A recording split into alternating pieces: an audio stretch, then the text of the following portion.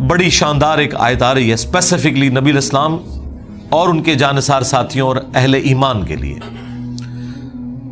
تاکہ انہیں یہ یقین آ جائے کہ وہ جو کچھ اللہ کے لیے کر رہے ہیں نا، اللہ تعالیٰ ہر لمحے میں انہیں دیکھ رہا ہے۔ دعا کبھی مسلمان کی رد نہیں جاتی۔ مسند احمد میں حدیث ہے کہ مسلمان کی دعا کبھی بھی رد نہیں جاتی، یہ ذہن میں رکھیے گا۔ نبی علیہ السلام فرمایا کہ وہ 3 طرح سے قبول ہوتی ہے، یا جو کچھ مانگا وہ مل جائے گا، یا اس کے بدلے کوئی بہتر نعم البدل مل جائے گا، کوئی مصیبت بھی ٹال سکتی ہے، اور اگر یہ نہ ہوا تو وہ تمہاری دعا قیامت کے دن کے لیے سٹور کر دی جائے گی، تمہیں اجر ملے گا۔ لہٰذا یہ تو اپنے دماغ سے نکال دیں کہ دعا ریجیکٹ ہوتی ہے، دعا کبھی بھی ریجیکٹ نہیں ہوتی۔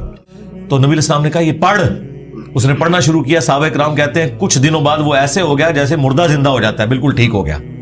ٹھیک ہے، تو اندازہ کریں کہ بعض اوقات ہماری اپنی مس ہینڈلنگ ہوتی ہے۔ پھر نبی علیہ السلام نے کچھ ہمیں راستہ بھی بتایا ہے۔ بخاری مسلم میں حدیث ہے، جس کی یہ خواہش ہو کہ اس کی عمر دراز ہو جائے اور اس کے رزق میں برکت ہو، یہی 2 دعائیں ہیں جس کے پیچھے لوگ درباروں پہ بھی جاتے ہیں، ادھر ادھر ذلیل ہوتے ہیں کہ جی صحت والی زندگی ہو، لمبی ہو، ظاہر انسان کے اندر اللہ نے خواہش رکھی ہے، اور فراخی ہو۔ نبی علیہ السلام نے یہ دونوں چیزیں گنوائی، بخاری مسلم کے الفاظ ہیں، جو یہ چاہتا ہے نا وہ اپنے رشتہ داروں کے ساتھ اس نے سلوک کرے، شریکہ نال۔ ہاں، پنجابی کہتے ہیں شریکہ نال، کیونکہ انسان دوسروں پہ لگا لیتا ہے، شریکہ نو نہیں دیتا۔ جدھر یعنی آپ کے وہ کامن انٹرسٹ ہوتے ہیں نا، وہ شریک ہوتے ہیں نا وہ، اس لیے آپ دیکھیں یہ سارے تعویذ دھاگے بھی شریک کرواتے ہیں۔ کبھی کسی محلے دار نے کسی پہ تعویذ نہیں کرایا، وہ آپ کی شریک ہی کروا رہے ہوتے ہیں۔ جہاں جیلسی فیکٹر تھا وہیں خرچ کرنے کے اوپر اللہ تعالیٰ نے اجر رکھا ہوا ہے، اور یہ آپ کے اوپر کتنی بڑی آزمائش ہے۔ اور بعض اوقات انسان یہ چاہتا ہے کہ جو میں مانگ رہا ہوں نا یہی مجھے مل جائے، یہ سب سے بڑی انسان کی کمزوری ہے۔ میں اپنی زندگی میں کئی ایسی دعائیں جانتا ہوں جو میں آج کہتا ہوں کہ شکر ہے وہ قبول نہیں ہوئی، اور اس وقت اگر آپ مجھے پوچھتے تو میں کہتا کہ میری زندگی کی سب سے بڑی خواہش یہ ہے۔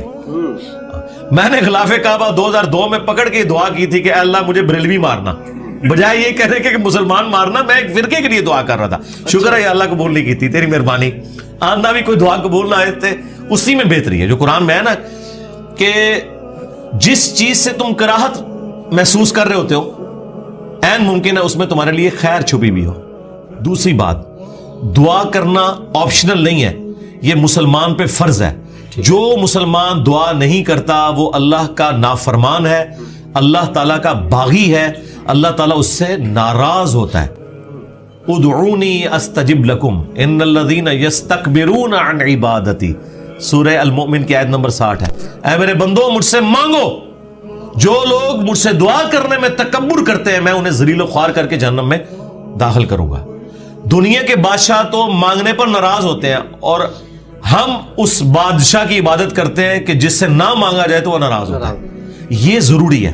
اچھا، جامعہ ترمذی میں حدیث ہے، نبی علیہ السلام نے فرمایا کہ جو چاہتا ہے نا کہ مشکل اور پریشانی میں اس کی دعا قبول ہو، اسے چاہیے کہ جب حالات فیوریبل ہوں اس وقت بھی اللہ کو یاد کرے۔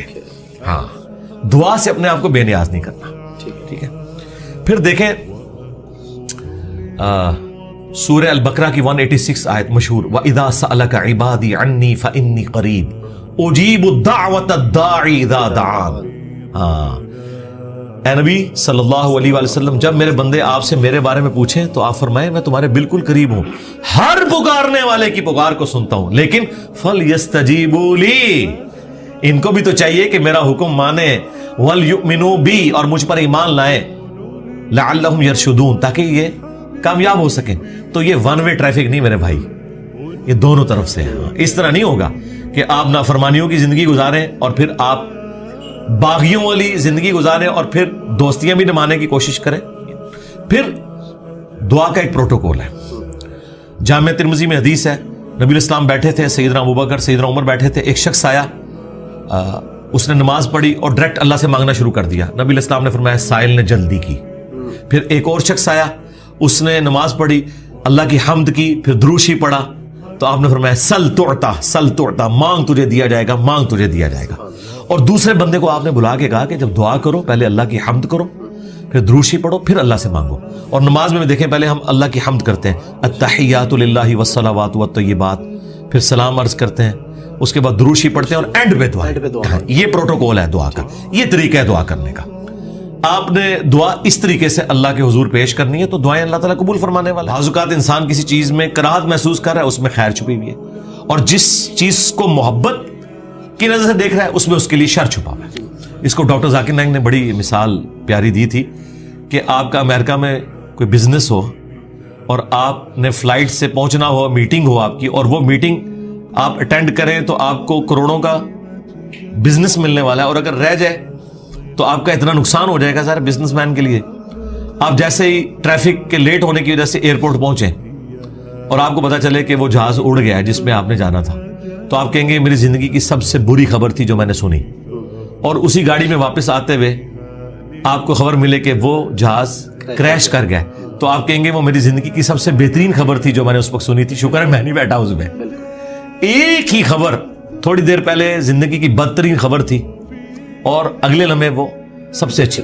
اس چیز کو اللہ نے قرآن میں حضرت موسیٰ اور خضر کے واقعے میں سمجھایا ہے, جس میں وہ ایک بچے کی گردن مروڑ دیتے ہیں. وہ یہ نہیں ہے کہ یہاں کو پیر بچوں کی گردنیں مروڑیں گے, وہ فرشتہ تھا, وہ حضرت اسرائیل والا کام کر رہا تھا, اس کو اللہ تعالیٰ نے اتنی عمر بچے کو دینی تھی. لیکن اس کے جواب میں انہوں نے کیا کہا کہ تمہارے رب نے ارادہ کیا کہ اس سے بہتر اولاد انہیں دے, کیونکہ اس اولاد نے ذلیل کروانا تھا ماں باپ کو. تو مسئلہ تقدیر سمجھایا گیا نا کہ اگر کوئی تکلیف پہنچتی ہے تو آپ کو نہیں پتا. اور مسلم شریف میں حدیث ہے, نبی علیہ السلام کے ایک صحابی اتنے بیمار ہوئے کہ وہ ہڈیوں کا پنجر بن گئے. نبی علیہ السلام ان کی عادت کرنے گئے. آپ نے کہا کہ تو اللہ سے کیا مانگتا ہے یہ جو تیری حالت ہوئی ہوئی ہے؟ تو نے کہا یا رسول اللہ میں اللہ سے ایک ہی دعا مانگتا ہوں کہ اے اللہ جو تو نے مجھے آخرت میں عذاب دینا ہے نا دنیا میں ہی دے لے. نبی علیہ السلام نے کہا سبحان اللہ, اللہ پاک ہے, یہ تو نے کیا عقیدہ بنایا ہوا ہے. یعنی حضور جب حیران ہوتے تھے نا تو یعنی غلطیوں سے پاک تو اللہ ہی ہے, یہ کہتے تھے. وہ یہ تیرے اندر سکت ہے کہ تو دنیا میں بھی اللہ کا عذاب برداشت کر سکے, اور تجھے تو چاہیے تھا تو کہتا اللہم ربنا آتینا فی الدنیا حسنہ وفی الآخرۃ حسنۃ وقینا عذاب النار. اے اللہ مجھے دنیا میں بھی بھلائیاں عطا فرما, آخرت میں بھی بھلائیاں عطا فرما, اور آخرت کی سب سے بڑی بھلائی مجھے دے وقینا عذاب النار, جہنم کی آگ سے بچا لے. جہاں آپ خرچ نہیں کرنا چاہتے وہاں آپ نے خرچ کرنا ہے. اب جو آپ نے وسیلہ اور توسل کی بات کی, وہ صحیح بخاری میں حدیث ہے 1010 نمبر حدیث 1010 کہ حضرت عمر فاروق رضی اللہ تعالیٰ کے دور میں جب قحط پڑ جاتا تو وہ دعا کرتے اللہم, اللہ تعالیٰ کو مخاطب کر کے کہ اے اللہ انا کننا نتوسل الیک بنبینا, پہلے ہم تیرے نبی سے دعائیں کروایا کرتے تھے, اب ان کی وفات کے بعد ان کے چچا کو لے کے آئے, ان کی دعا کی برکت سے بارش نازل فرما, اور وہ بارش نازل ہو جاتی. یہ حضرت عمر نے امت کو عقیدہ دیا ہے کہ توسل اور وسیلہ یہ نہیں ہے کہ کسی کے واسطے آپ نے ڈالنے ہیں اللہ کو, بلکہ یہ ہے کہ اس نیک بندے سے جا کے دعا کروانی ہے. بخاری مسلم میں ہے کہ بارش نہیں ہوتی تھی, صحابہ کرام نبی علیہ السلام سے دعا کرواتے تھے, دعا کی برکت سے بارش ہو جاتی تھی. اب قبر رسول پہ جا کے آپ نے نبی علیہ السلام سے کوئی نہیں مانگنا, ہاں وہ دعاؤں کی قبولیت کی جگہ ہے, وہاں کھڑے ہوں صلاۃ والسلام عرض کریں. 4 کتابوں میں موجود ہے, المصنف ابن ابی شیبہ میں, سنن کبریٰ البیہقی میں, الموطأ امام مالک میں, فضل الصلاۃ علی النبی کے اندر کہ صحابہ کرام اور خصوصاً ابن عمر کے بارے میں کہ مسجد نبوی میں وہ آتے, پہلے سفر پہ جاتے یا واپس آتے, پہلے مسجد نبوی میں 2 نفل پڑھتے اور قبر رسول پر آ کے عرض کرتے السلام علیک یا رسول اللہ, السلام علیک یا ابا بکر, السلام علیک یا عمر. ایک روایت میں السلام علیک یا ابا, میرے باپ آپ پر سلام ہو. تو یہ صحابہ کرام کا طریقہ تھا قبر رسول پہ حاضر ہونا, وہاں کھڑے ہو کر اللہ سے دعا مانگنی ہے. آپ نے کسی یعنی بزرگ سے یا پیغمبر سے ڈائریکٹ نہیں مانگنی اور نہ واسطے ڈالنے. دیکھیں قرآن میں 40 کے قریب دعائیں آئی ہیں, سب ربنا کے ساتھ ہیں, کوئی وسیلے واسطے نہیں ہے اس میں. مجھے نہیں سمجھ آتی آپ وسیلے واسطے سے بھی آگے جا کے یہ ڈائریکٹ بزرگوں کو پکارتے ہیں, یا علی مدد کہتے ہیں, یا شیخ عبد القادر جیلانی مدد کہتے ہیں. ان سے پوچھو کہ اللہ کے بندو کیا مولا علی علیہ السلام نے کسی کا واسطہ ڈال کے کبھی دعا کی ہے یا اسے پکارا ہے؟ شیعہ کی جو سب سے اتھینٹک کتاب ہے نا مولا علی کے خطبات, نہج البلاغہ, اس میں ایک خطبہ موجود ہے. اپنے بیٹے کو انہوں نے کچھ نصیحتیں کی ہیں. اس میں انہوں نے کہا کہ حسن یاد رکھنا تم اس کی اولاد ہو جس نے عنقریب مر کے مٹی ہو جانا ہے, بقا صرف اللہ کی ذات کو ہے. حسن جب بھی تجھے مصیبت اور پریشانی ہو صرف اسی کو پکارنا, اور اے میرے بیٹے حسن یاد رکھنا اللہ کی بارگاہ وہ ہے جس میں اس نے اپنے لیے کوئی دربان بھی مقرر نہیں کیا, تم ڈائریکٹ اللہ سے مانگو. اب مجھے بتائیں اگر یا علی مدد کا عقیدہ ہوتا تو سب سے پہلے وہ اپنے بیٹے کو سکھاتے حسن ابن علی کو. اگر حسن ابن علی کو یا علی مدد کا عقیدہ نہیں سکھایا گیا تو باقی تو شاہی کوئی نہیں. پھر یہ سارے انہوں نے گھڑے ہوئے عقیدے. ہاں آپ یہ کہہ سکتے ہیں اے اللہ جو تجھے اپنے نبیوں سے، ان کے اہل البیت سے، ان کے صحابہ سے محبت ہے، میں اس محبت کا وسیلہ تجھے پیش کرتا ہوں کہ میرا یہ کام کر دے. یہ اللہ کی صفت کا وسیلہ ہوگا. ٹھیک ہے. وَلِلَّهِ الْأَسْمَاءُ الْحُسْنَى فَادْعُوهُ بِهَا. اللہ کا اپنے پیغمبروں سے محبت کرنا یہ اللہ کی صفت ہے، اس کا آپ وسیلہ پیش کر سکتے ہیں. ٹھیک ہے. اس طرح نیک اعمال کا وسیلہ، وَاسْتَعِينُوا بِالصَّبْرِ وَالصَّلَاةِ، نماز اور صبر کے ذریعے اللہ کی مدد چاہو، بالکل آپ وسیلہ پیش کریں. وہ 3 لوگ وہ غار میں پھنس گئے تھے، بخاری مسلم میں آتا ہے، انہوں نے اپنے عمل کا وسیلہ پیش کیا. یہ آپ کریں، بالکل کریں، اس میں تو کوئی شک والی بات نہیں. لیکن یہ جو واسطے ڈالنا فلانے دا صدقہ یہ کوئی ثابت نہیں میرے بھائی. اس طرح کی کوئی روایت اصول محدثین کے اوپر صحیح نہیں. واسف علی واسف صاحب کہتے ہیں میں ایک دفعہ داتا دربار بیٹھا ہوا تھا، ایک بندہ دعا کر رہا تھا، یا اللہ جو 25 سال پہلے میں نے دعا مانگی تھی وہ واپس لے لے. یہی وہ ریپیٹ کر رہا تھا. تو میں نے اسے بعد میں پوچھا کہ یہ آپ کیا بات کر رہے ہیں؟ تو کہنے لگا میری بیٹیاں ہی تھیں، ساری اچھی نکلی ہیں، لیکن میری تسلی نہیں ہوتی تھی. 25 سال پہلے میں نے ایک بیٹا مانگا، رو رو کے، کتنی منتوں سے، مرادوں سے، اور وہ چرس اور ہیروئن کے نشے میں پڑ گیا، تو گھر کا سارا سامان اس نے بیچ دیا. تو بڑا بہتر کیا تھا اللہ نے جو مجھے بیٹا نہیں دیا ہوا تھا، تو یا اللہ وہ دعا واپس لے لے. ٹھیک ہے. اس لیے آپ نے اپنے معاملات کو ذرا دیکھ کے بھی چلنا ہوتا ہے، لیکن دعا ضرور مانگیں. اللہ تعالیٰ کے بارے میں پیسیمسٹک نہ ہو، آپٹیمسٹک. نبی اسلام کی حدیث ہے بخاری مسلم میں کہ کبھی یوں بھی دعا نہیں کرنی کہ اگر یا اللہ تو چاہے، اگر مگر نہیں، پورے پیشن سے مانگے، صحیح دعا مانگے. جب آپ کی یہ کیفیت ہو کہ جس کے لیے آپ مشقت اٹھا رہے ہیں وہ آپ کو اس وقت لائیو دیکھ رہا ہے، تو وہ تکلیف جھیلنا آپ کے لیے آسان ہو جاتی ہے. تو یہ اللہ تعالیٰ نے کانسیپٹ دیا ہے. آپ دنیا میں بھی جس دوست کے لیے قربانی کر رہے ہیں نا، اور عین اس تکلیف میں وہ دوست آپ کو دیکھ رہا ہو کہ اس کو میری وجہ سے یہ تکلیف اٹھانی پڑ رہی ہے، تو آپ کو وہ تکلیف اٹھانا آسان ہو جاتا ہے کہ جس کے لیے کر رہا تھا اسے تو پتا چل گیا آج میں نے اپنی دوستی منوا لی اس سے. اور دنیا میں ساری دوستیاں اسی بنیاد پہ چل رہی ہیں. خاوند پوری زندگی اپنی بیوی کو یہ بتانے کی کوشش کرتا رہتا ہے میں تیرے ساتھ مخلص ہوں، بیوی اپنے خاوند کو بتانے کی کوشش کرتی رہتی ہے. اور کبھی زندگی میں کبھی کبھار اس طرح کے لمحات بھی آتے ہیں کہ وہ این ایونٹ یہ ڈیسائیڈ کر دیتا ہے کہ آج جو ہے نا میرے خاوند نے میرے لیے سٹینڈ لیا ہے، یا آج میری بیوی نے میرے لیے سٹینڈ لیا ہے. وہ ایک لمحہ آپ کی پوری زندگی کے اوپر بھاری ہوتا ہے، کیونکہ آپ منوانے میں کامیاب ہو جاتے ہیں، اور وہ تکلیف گزارنا بھی آپ پہ آسان ہو جاتا ہے اگر آپ تکلیف میں بھی ہو. تو جس اللہ کے لیے ہم یہ زندگی تکلیف میں کاٹتے ہیں، اگر آپ کو یہ یقین ہو کہ عین اس لمحے میں اللہ آپ کو دیکھ رہا ہے تو تکلیف جھیلنا آسان ہے. لوگ کہتے ہیں حسین ابن علی نے اتنی بڑی قربانی کربلا میں کیسے دی؟ بھائی حسین ابن علی ریئل ٹائم یہ چیز فیل کر رہے تھے کہ اس وقت میں اپنے رب کی خاطر، اس کے محبوب کے دین کی خاطر یہاں آیا ہوں. ان کے لیے وہ تکلیف جھیلنا آسان ہو گئی، اور یہی اس طرف اشارہ ہے. وما تکون فی شأن، اور اے نبی تم کسی حال میں بھی ہو، وما تتلو منہ من قرآن، اور جب کبھی بھی تم قرآن کی تلاوت کر رہے ہوتے ہو کبھی ایسا نہیں ہوتا، ولا تعملون من عمل، اور نہ کوئی عمل تم کر رہے ہوتے ہو نیکی کا. یہ 3 چیزیں گنوائیں کہ کوئی بھی کام کر رہے ہو، قرآن کی تلاوت کر رہے ہو، یا کوئی بھی عمل کر رہے ہو، الا مگر یہ کہ اس حال میں ہوتا ہے کننا علیکم شہودا، ہم اس وقت دیکھ رہے ہوتے ہیں تمہیں کہ نبی تم اس وقت. بلکہ اللہ نے قرآن میں یہاں تک کہا کہ اے نبی جب آپ غزوہ بدر اور احد میں صحابہ کی صفیں سیدھی کروا رہے تھے قتال کے لیے تو ہم آپ کو دیکھ رہے تھے اس وقت. ہاں حضرت نوح علیہ السلام کے بارے میں قرآن میں آیا کہ اے نوح ہماری آنکھوں کے سامنے اور ہماری انسٹرکشنز کے مطابق وہ کشتی بنا. وہ اتنی بڑی کشتی بنانا ان کے لیے آسان ہو گئی کیونکہ ہر لمحے پہ جب اللہ آپ کو بتا رہا ہو کہ اے اللہ پھٹا ایتھے لانا ہے، ایتھے کیل ٹھوکنا ہے، آپ ذرا اس کی لذت کو فیل کریں. اور قرآن میں ہے کہ ہماری آنکھوں کے سامنے اور ہماری وحی کے ذریعے وہ کشتی تیار کر. تو اسی لیے تو پھر وہ اتنے عرصے میں کشتی تیار ہوئی تھی، اتنا عرصہ وہ مزہ انجوائے کیا حضرت نوح علیہ السلام نے. جس طرح کہ موسیٰ علیہ السلام سے جب اللہ نے گفتگو کی، سوال تو صرف اتنا پوچھا تھا کہ تیرے ہاتھ میں کیا ہے، اس کا جواب تو یہ تھا عصا ہے.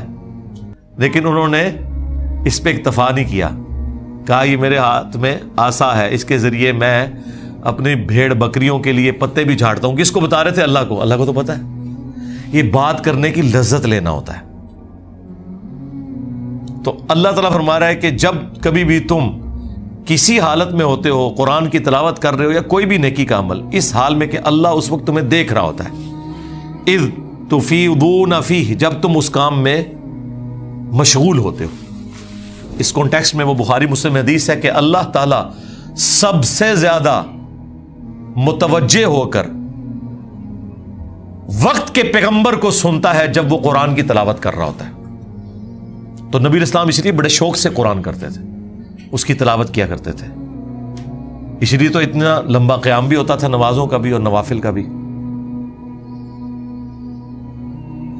تو جب تم ان کاموں میں مشغول ہوتے ہو اللہ تمہیں دیکھ رہا ہوتا ہے. وَمَا يَعْزُبُ عَنْ رَبِّكَ مِن مِثْقَالِ ذَرَّةٍ فِي الْأَرْضِ وَلَا فِي السَّمَاءِ. اور اے نبی تمہارے رب کی نگاہوں سے کوئی ذرے کے برابر بھی چیز نہ تو زمین میں اور نہ آسمان میں. ولا اصغر من ذلك ولا اکبر، اور نہ ذرے سے کوئی چیز کم نہ زیادہ. الا فی کتاب مبین، وہ اللہ تعالیٰ کے علم میں ہے اس حال میں کہ اللہ نے اسے پہلے ہی لوح محفوظ کے اوپر لکھ رکھا ہے. یعنی زمین و آسمان میں کوئی ذرے کے برابر چیز ہے یا اس سے کم یا اس سے زیادہ، وہ اللہ تعالیٰ کے علم میں ہے، اور ایسے علم میں ہے کہ وہ پہلے ہی لوح محفوظ میں لکھی ہے.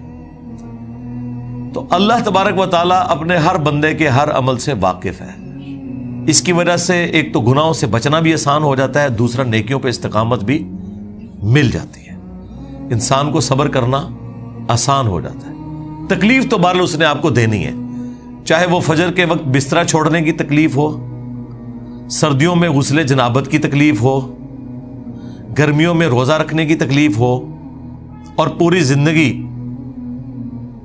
رزق کی تلاش میں مشقت اٹھانے کی تکلیف ہو. یہ سب سے بڑی تکلیف ہے جو پیٹ لگا ہوا ہے ساتھ. آپ ایک لمحے کے لیے امیجن کریں اگر یہ پیٹ ساتھ نہ ہو تو ہمارے 99% مسئلے حل ہو جائیں. ساری چیزیں اسی کے گرد گھومتی ہیں نا. میاں بیوی کی لڑائیاں بھی اکانومی کی وجہ سے ہو رہی ہوتی ہیں. ہاں، جو بچے بد اخلاق ہوتے ہیں لیکن ماں باپ کو خوب پیسہ دیتے ہیں، ان کے لیے دعائیں نکلتی ہیں ماں باپ کے دل سے. اور جو دیتے کچھ نہیں، صرف خوش اخلاق ہوتے ہیں، ان کو وہ منہ پہ بھی ذلیل کرتے ہیں، پیچھے سے بھی ذلیل کرتے ہیں. ایک نیچرل چیز ہے. یہ سب کچھ پیسے کے گرد گھوم رہا ہے. اگر آپ دولت سے، مال سے ان سارے معاملات کو آزاد کر دینا تو آپ کے سارے مسئلے حل ہو جائیں گے. تو یہ سب سے بڑی پرماننٹ تکلیف ہے جو اللہ نے انسان کے ساتھ اٹیچ کی ہے. صرف انسانوں کے ساتھ نہیں، جانوروں کے ساتھ بھی اٹیچ ہے. صبح نکلتے ہیں جانور اللہ پہ توکل کرتے ہوئے، ان کو نہیں پتا ہوتا کہ ہمارا رزق کہاں لکھا ہوا ہے، زندہ بھی واپس آنا ہے نہیں آنا. اللہ تعالیٰ رزق پورا کرتا ہے ان کا. تکلیف وہ بھی اٹھاتے ہیں. پوری زندگی جو پرماننٹ تکلیف انسان اٹھا رہا ہے نا، وہ یہ پیٹ کی تکلیف ہے جو سب سے بڑی تکلیف اٹیچ ہے، مشقت اٹیچ ہے.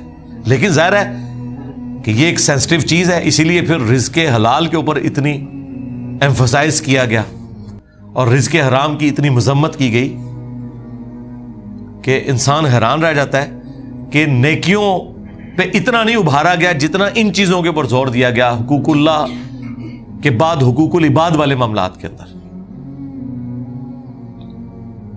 تو یہ سب کچھ اللہ تعالیٰ نے لوح محفوظ میں پہلے ہی لکھ رکھا ہے کہ کس کو کیا تکلیف آنی ہے، اس نے اس کے اگینسٹ کیا پرفارم کرنا ہے، اس نے اللہ کی کیسے تابع فرمان رہنا ہے. یہ ساری کی ساری چیزیں اللہ تعالیٰ نے لوح محفوظ میں لکھی ہوئی ہیں پہلے سے.